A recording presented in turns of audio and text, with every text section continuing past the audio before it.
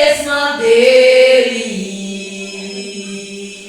Eu era um ladrão e ele era Jesus, e havia o meu amigo na terceira cruz, no alto do Calvário, prontos pra morrer.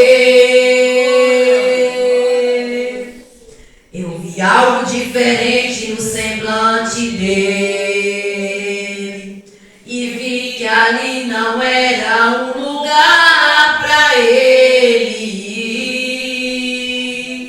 Eu e meu amigo cheios de pecados, e ele inocente ali do nosso lado, pagando um alto preço mesmo sem dever.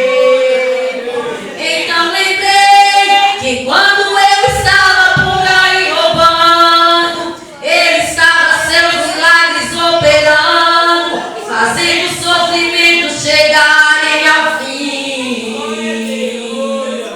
Então pensei como deve ser bonito onde ele mora, mas daqui a pouco ele vai embora. Eu vou pedir pra ele se lembrar de mim, lembrar de mim. Sei que o Senhor não é deste lugar. Lembra de mim quando no teu reino o Senhor entrar. Eu era pecador e ele salvador.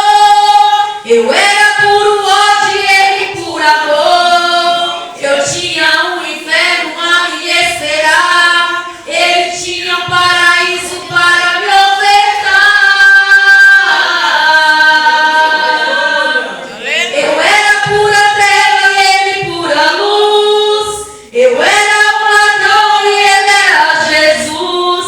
Então eu percebi que meu melhor lugar foi alguém me colocar ali naquela cruz. Quando ouvi ele me falar, no paraíso hoje comigo estará.